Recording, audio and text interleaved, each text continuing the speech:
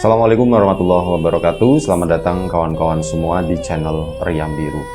Terima kasih banyak untuk kawan-kawan yang sudah berkenan hadir di channel ini. Dan pada kesempatan kali ini ada satu cerita datang dari Mas Sofyan di Jogja bagian selatan. Mas Sofyan menceritakan tentang satu kejadian horor yang pernah dialaminya. Dia sendiri tuh lupa. Mungkin sekitar tahun 80-an, cuman 80-an akhir kayaknya. Dimana pada waktu itu Mas Sofyan masih kecil. Dia itu masih tinggal ya bersama orang tuanya, juga kakek neneknya. Masih di situ gitu ya. Ada bulenya juga di situ. Jadi dalam satu rumah itu lumayan cukup ramai, penghuninya itu banyak. Nah, di saat itu pernah ada satu kejadian, mungkin kejadiannya itu tidak terlalu besar ya. Jadi kayak semacam ada lindu, ada gempa bumi, tapi memang gak gede-gede banget gitu ya. Kecil lah, untuk ukurannya itu kecil. Nah, di tahun tersebut, Mas Sofyan kan memang masih kecil ya. Sebelumnya itu dia belum pernah mendengar istilah lindu atau istilah gempa bumi atau apa. Dia itu nggak pernah gitu ya. Justru kejadian itulah, dari kejadian tersebut Mas Sofyan itu akhirnya tahu gitu. Oh, ada istilah itu. Kalau dulu kan ada orang percaya kalau misal lindu atau apa. Jadi begini, di bawah bumi itu, ini kepercayaan orang dulu gitu ya.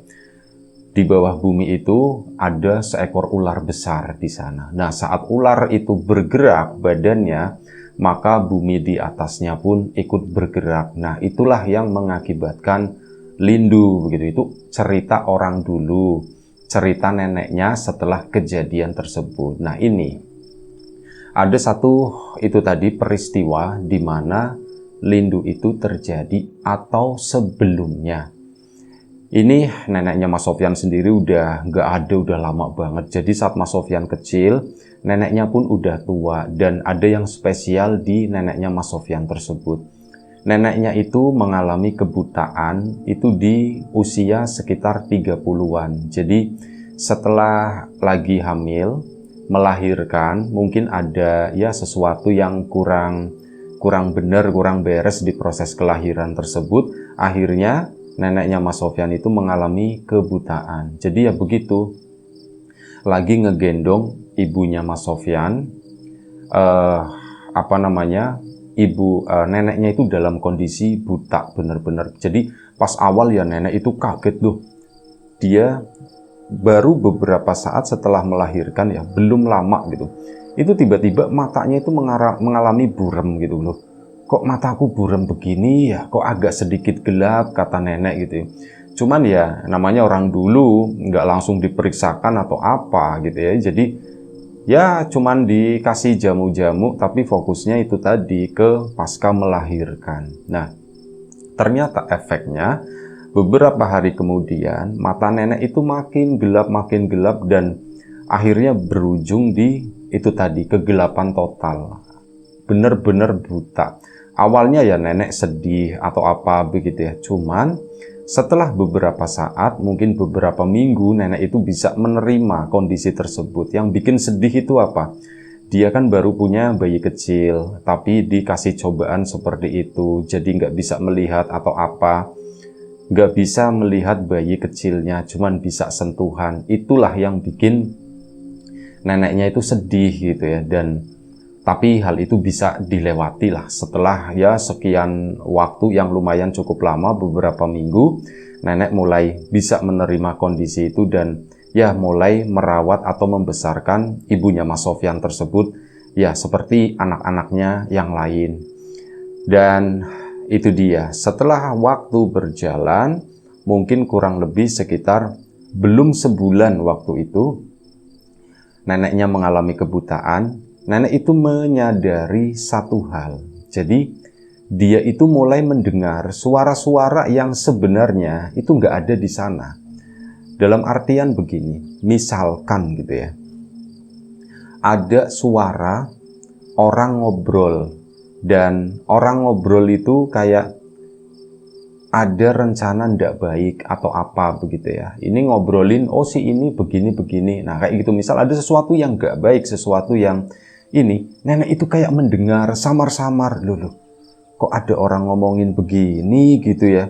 Dan akhirnya apa? Cerita kan ke kakek, Pak, ini Pak, aku tadi ngedenger ini, ada suaranya si ini sama si ini. Nah itu nenek jadi tahu.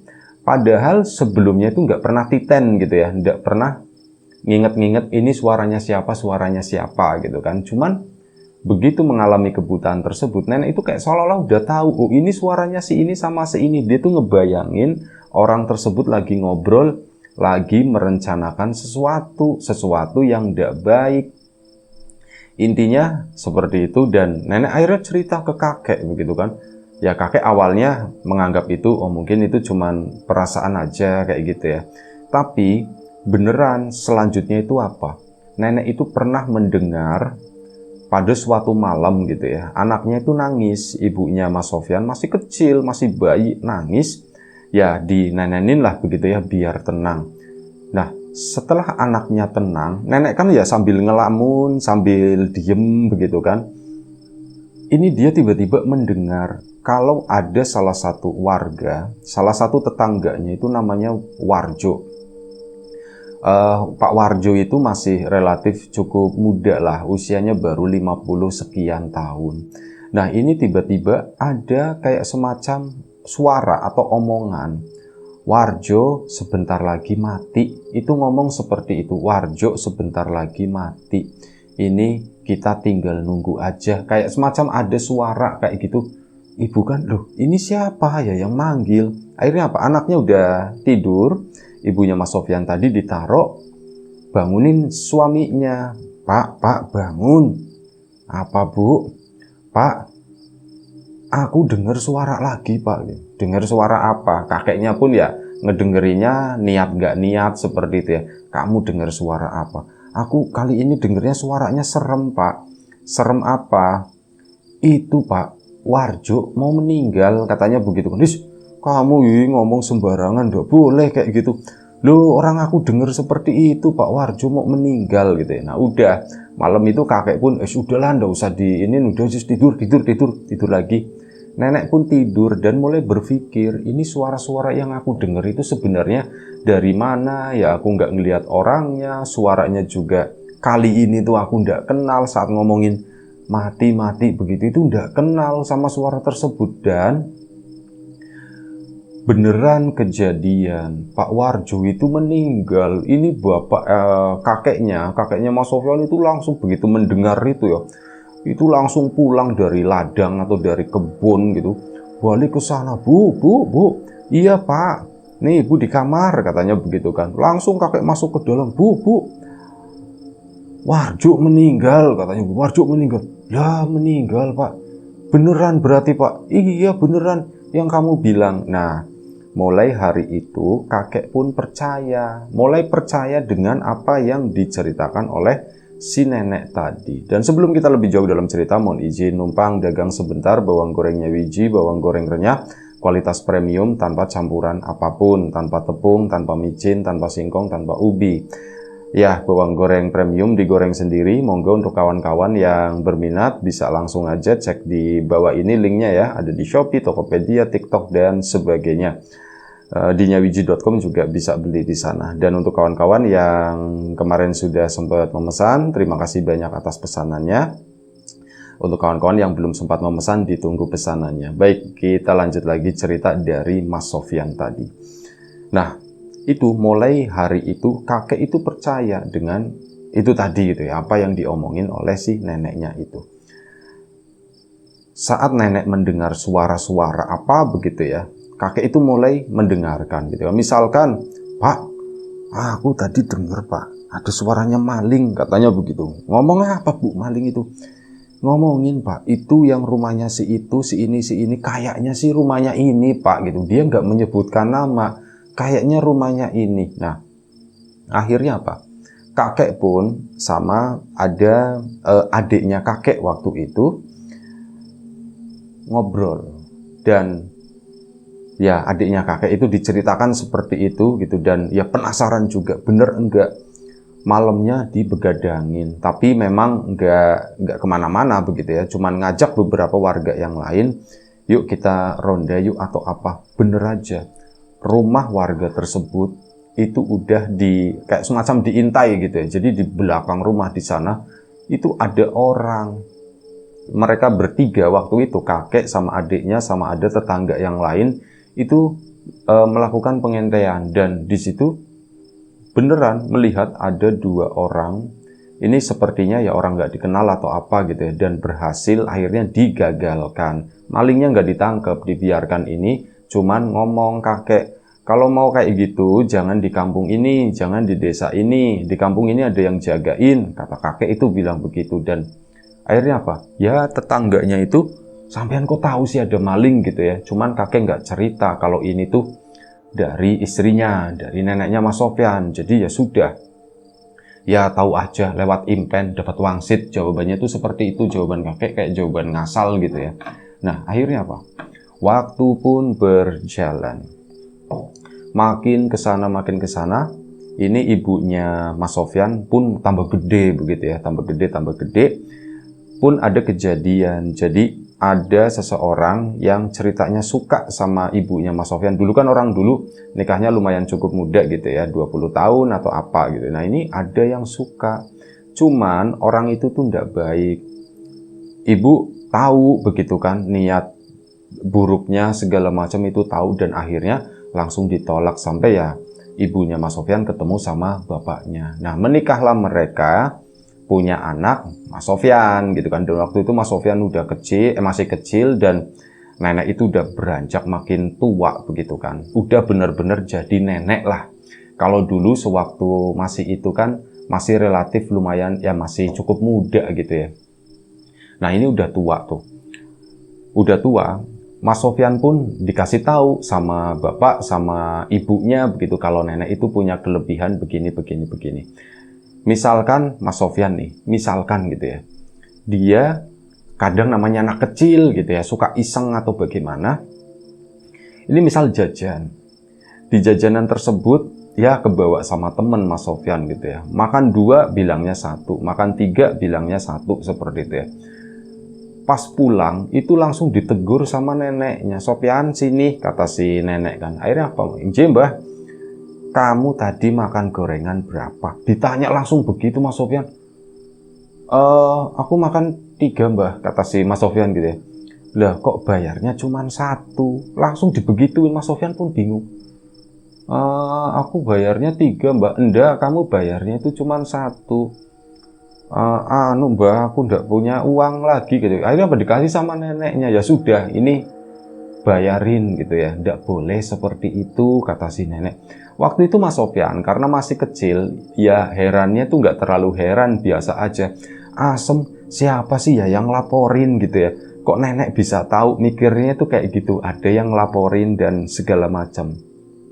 Mas Sofyan pun kesana, dibayarin itu kekurangannya. Mbok, tadi ini aku lupa makan gorengannya 3. Oh, kata si mboknya ya, ini si mbok juga tahu, katanya begitu kan. Wah, berarti si mbok ini yang bilang ke nenek. Cuman faktanya si mbok itu jaga warung, tidak pernah kemana-mana. Mas Sofyan dari warung tersebut itu langsung pulang ke sana. Masa iya gitu ya si mbok itu sampai ke sini? Mas Sofyan pun nanyain, "Mbah, kok bisa tahu sih mbah kalau aku makan gorengannya 3 bayar 1? Ya ada yang bilang," kata si mbah itu bilang begitu. Beneran kan si mbok itu berarti yang si mboknya ya yang itu ya mbah ya, yang jualan warung ya. Enggak, kata si ini. Nah di situ pun Mas Sofyan mulai mikir, jangan-jangan seperti yang diceritakan oleh bapak sama ibu. Kalau nenek itu suka dengar suara-suaranya setan, bilangnya itu begitu. Suka dengar suara-suaranya hantu yang nggak kelihatan. Orang lain itu nggak dengar, cuma nenek itu bisa dengar, kata bapak sama ibu seperti itu. Mas Sofyan pun akhirnya apa? Ya hubung-hubungin gitu ya. Jangan-jangan nenek ini mendengar bisikan atau semacam apa gitu ya. Nah dari situ Mas Sofyan itu benar-benar udah tidak berani nakal. Karena apa, neneknya bilang, "Sofyan, kalau kamu nakal di luar atau apa, telinga nenek itu banyak, banyak yang bilangin, banyak yang laporin, kamu makanya kalau di luar jangan nakal ya. Jim, Mbah, aku ndak nakal, Mbah. Akhirnya begitu, jadi lempeng Mas Sofyan. Mau ikut-ikutan ngambil mangga atau apa, Mas Sofyan ndak jadi gitu ya. Ndak ikut-ikutan, intinya seperti itu. Nah, ini pada suatu hari, sesuatu yang ya itu tadi, Mas Sofyan itu ndak pernah mendengar istilah tersebut. Nah, beberapa hari kemudian, sebelumnya, sekitar 2 atau 3 hari sebelum kejadian gempa bumi itu, Mas Sofyan mendengar obrolan atau omongan nenek waktu itu ya. Jadi, ngomong sama kakeknya, "Pak, ini hati-hati ya Pak ya," kata si nenek. "Hati-hati apa lagi? Bentar lagi itu mau ada lindu," katanya seperti, "Ono lindu Pak." "Lindu?" katanya. "Iya, sebentar lagi ada lindu." Bapak pun, omongan nenek itu biasanya bener gitu ya. Akhirnya nanya kan si nenek itu, "Kenapa kamu bilang seperti itu?" Bapaknya sama ibunya Mas Sofyan juga ada di situ.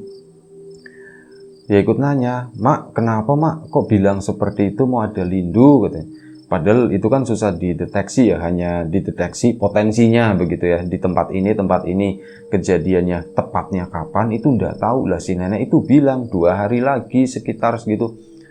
"Kok begitu Mak?" "Ini soalnya tadi seperti yang disebutkan sebelumnya.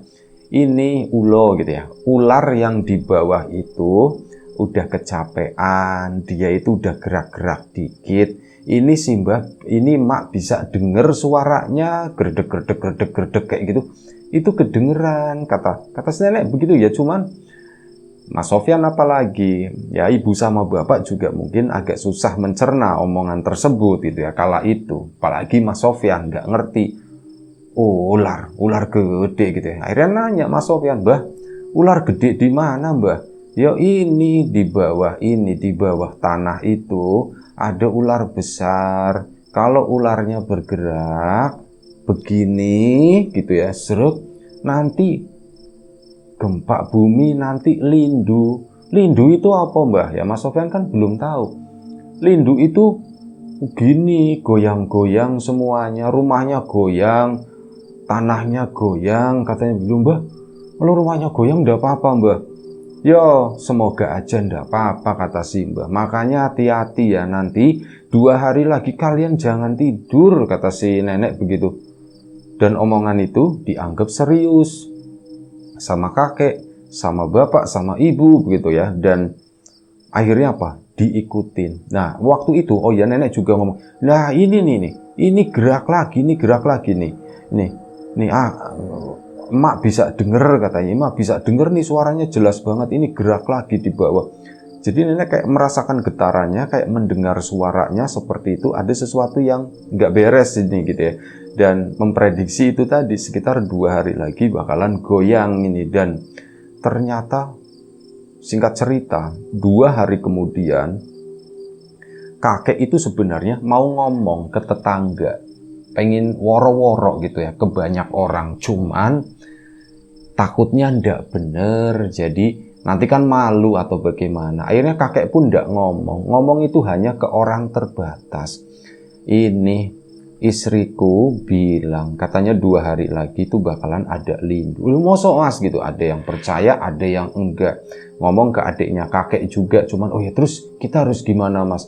"Ya istriku bilang 2 hari lagi itu ya, kita jangan tidur malam, berarti nanti malam ini misalkan malam Kamis atau malam Jumat atau malam apa gitu.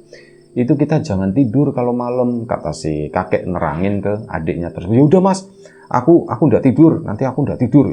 Dan beneran dilakuin sama mereka. Cuman kakek belum sempat ngomong sama tetangga yang lain gitu ya. Dan akhirnya apa? Malam itu singkat cerita, malam yang diperhitungkan oleh nenek, itu pun nenek tampak tegang gitu ya. Matanya melek, cuman kan ininya udah rusak ya di bagian matanya. Matanya melek, cuman begini, celingak-celinguk begitu doang. Nenek itu lagi apa, sesekali kayak telinganya itu mendengarkan sesuatu. "Ini kalian jangan tidur ya, pintu ndak usah dikunci, pintu depan," kata si nenek. Takutnya itu tadi beneran terjadi lindu, mereka tuh bisa keluar dengan gampang. Pak, sampean udah ngomong sama orang-orang. Nah ditanya begitu, kakek kan terus terang, waduh Bu, kalau bapak ngomong sama orang-orang, nanti orang-orang takutnya ndak percaya, katanya begitu. Terus bapak ngomong sama siapa aja? Aku udah ngomong sama si ini, si ini, si ini, si ini gitu ya. Udah ngomong ke beberapa orang intinya. Oh begitu, ya wis lah Pak. Wis yang penting pintu depan jangan dikunci. Biar keluarnya itu nanti gampang, kata si nenek. Apa kita keluar dulu aja? Jangan, ndak enak, malu, kata si nenek. Udah di sini aja dulu. Nanti tolongin, aku kan nggak lihat gitu. Nah pintu keluarnya nanti nabrak-nabrak atau bagaimana? Tinggalin satu orang di sini ya buat keluar. Dan akhirnya apa? Udah malam nih, sekitar jam 11. Nenek itu bilang, ini nih sebentar lagi, kata nenek, sebentar lagi. Dan ya keluarga makin tegang begitu kan. Ayo kita ke sana, disuruh pindah ke ruang tamu semuanya di situ. Bawa perbekalan secukupnya, air dan sebagainya. Dan ya ditunggu-tunggu sampai jam 12 waktu itu belum kejadian juga. Dan akhirnya apa? Jam setengah 1 pagi atau jam berapalah kata si Mas Sofyan. Mas Sofyan juga udah terlalu inget jamnya jam berapa. Cuman waktu itu ini udah jam 12 gitu ya. Sempat kakek ngomong begitu dan itu belum terjadi. Dan gak lama setelah itu beneran mulai goyang, geledek begitu.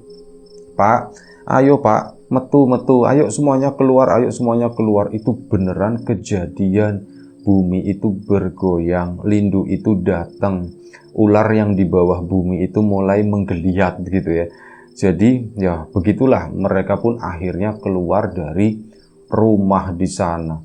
Keluar ya, kakek udah nyiapin ini kentongan segala macam, lindu-lindu biar pada bangun yang pada tidur begitu kan. Ya akhirnya apa? Untung alhamdulillah warga desa itu pada keluar dan ada beberapa kerusakan di sana, termasuk di rumahnya Mas Sofyan itu sendiri. Itu kayak genteng beberapa itu jatuh, terus sesuatu yang digantung-gantungin, sesuatu yang di atas meja itu juga pada gelinding atau apa gitu, ada yang pecah dan sebagainya, ada kerusakan lah, tapi rumah itu masih berdiri. Ya kejadiannya mungkin tidak terlalu lama begitu ya, hanya beberapa detik atau apa, tapi itu lumayan cukup bikin heboh. Setelah itu udah keluar semua di sana kan, ini orang-orang yang dikasih tahu sama kakek, mereka kan warga pada di luar ya, itu langsung merapat ke sana. Mas, bener mas gitu kan. Bener apa? Nah di situ akhirnya berita itu pun tersebar. Jadi sebelumnya ini bener, aku udah tahu info. Loh kenapa sampai Anda ngomong? Warga jadi nagih begitu kan. Ya mau ngomong, kata kakek ya mau ngomong nggak enak, takutnya mengada-ngada dikiranya bagaimana nanti kalian nggak percaya. Nah seketika itu ini si Mas Sofyan yang anak kecil yang bengong membayangkan ular besar di bawah jalan begitu ya, terus kulitnya ngegesek permukaan tanah, bawah tanah begitu, akhirnya jadi goyang. Sebesar apa ularnya ya, yang membayangkannya seperti itu. Dia tuh ngelamun ngeliatin rumah, mereka kan pada di halaman itu, rumah orang dulu kan halamannya luas-luas ya. Ya di situ ngeliatin ada pohon sawo, di situ buahnya itu juga pada jatuh di sana lumayan cukup banyak. Mas Sofyan ngeliatin ke dalam rumah di situ. Nah, di dalam rumah Mas Sofyan itu melihat ada sosok nenek yang lain. Hah, kok si Mbah masih di dalam? Mas Sofyan langsung lari ke sana kan. Mbah, keluar. Nggak tahu kalau neneknya itu ada di luar di sana. Bapak itu langsung nyusul ke situ kan. Sofyan, sini, jangan balik dulu, nanti dulu, jangan masuk dulu. Akhirnya Mas Sofyan pun ditarik, itu Simba Pak, Simba di dalam gitu kan. Simba belum, Simba itu udah keluar, itu kamu lihat, Pian, Sofyan gitu, dipanggil sama neneknya. Loh Mbah, kok di situ Mbah? Nah di situ Mas Sofyan cerita, Pak, aku tadi ngeliat Pak, ada nenek di dalam di situ. Bapak pun enggak komentar, kakek pun enggak komentar, cukup menenangkan Mas Sofyan. Udah, kamu tenang aja gitu ya. Di kala itu nenek tuh tiba-tiba ngomong, lah kalau ndak percaya ya wis ndak apa-apa, tiba-tiba nyeletuk begitu. Loh, Mbah, si Mbah ngomong apa? Kata Mas Sofyan. Salah kata si Mbah. Ya ndak. Si Mbah salah ngomong. Jadi waktu itu malam itu nggak diceritakan, tapi setelah itu nenek itu cerita. Itu tadi ada yang ngomong, katanya walah ngada-ngada, katanya begitu kan, ngada-ngada. Alah wis, ada yang ngomong ndak enak lah intinya, dan nenek itu nimpalin seperti itu secara nggak sadar gitu ya. Dia keceplosan begitu, dan mungkin yang ngomong ndak enak itu mendengar itu, akhirnya mungkin ngerasa nggak enak atau bagaimana. Ya kurang lebih mereka tuh di luar hampir 1 jam.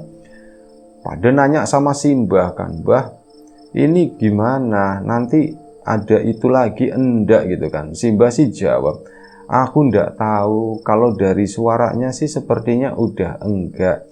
Ularnya udah diem, kata si nenek. Cuma ndak tahu ya kalau misal nanti gerak lagi atau bagaimana. Akhirnya ditungguin 1 jam, baru pada masuk balik ke rumah lagi. Ya kerusakan-kerusakan sedikit itu diberesin segala macam. Sampai akhirnya udah nenek pun hanya duduk di situ begitu kan. Pak, ini ada yang turun dari gunung, Pak. Bilangnya seperti itu. Mungkin gunung di sini mungkin Gunung Merapi kali, atau ya gunung-gunung di sekitaran Jogja di situ. Ada yang turun dari gunung, Pak. Bapak kakek pun diem gitu kan. Lah terus gimana gitu ya? Pak, biasanya kalau ada yang turun begini, itu bakalan banyak orang sakit, Pak. Kata si nenek itu begitu. Dan lah wis, malam itu tuh nggak enak pokoknya, tegang dan sebagainya. Mas Sofyan juga sama. Hari itu pun tiba, kurang lebih sekitar 1 minggu setelah gempa bumi tersebut, banyak orang sakit di sana, di kampung tersebut ya. Sakitnya ya sakit ringan, demam, batuk, pilek, kayak gitulah. Bukan sakit-sakit yang parah-parah atau bagaimana. Bahkan setelah itu disusul lagi dengan cacar air. Cuman ya alhamdulillah, maksudnya tidak sampai memakan korban, hanya itu tadi, banyak orang sakit. Nah dari situ Mas Sofyan jadi tahu, oh istilah lindu atau gempa bumi itu seperti itu, dan dia tuh mengalami untuk pertama kalinya. Udah begitu, ya percaya banget lah apa yang diomongin sama nenek itu banyak ininya, banyak kejadiannya. Dan ya Mas Sofyan juga tahu nenek itu dapat itu kayak dari semacam bisikan-bisikan atau bagaimana. Ya nenek itu ada sesuatu yang diambil penglihatannya, tapi di satu sisi digantikan dengan pendengaran seperti itu ya, karena nenek mungkin memanfaatkannya dengan bijak juga, akhirnya di satu sisi juga memberikan manfaat untuk orang lain gitu ya, terutama itu keselamatan, termasuk informasi misalnya ada orang mati, itu sampai beberapa kali loh Mas Sofyan, sampai gede ya, sampai akhirnya nenek itu meninggal, itu ngomongin orang mati itu tepat. Kata Mas Sofyan, ada 3 orang lah, Pak ini kayaknya bentar lagi mau mati Pak, kata si itu ya, mau meninggal ini Pak. Kakek pun cuman diem aja begitu ya. Dan ya kejadian semacam itu, apa yang diomongin sama nenek. Itu aja satu cerita dari Mas Sofyan, satu cerita yang mungkin tidak terlalu panjang, tapi cerita ini unik gitu ya. Jadi ingat sama nenek ya. Itu aja, terima kasih banyak kawan-kawan semuanya. Mas Sofyan, terima kasih atas ceritanya. Kawan-kawan di rumah, terima kasih atas support dan dukungannya apapun itu.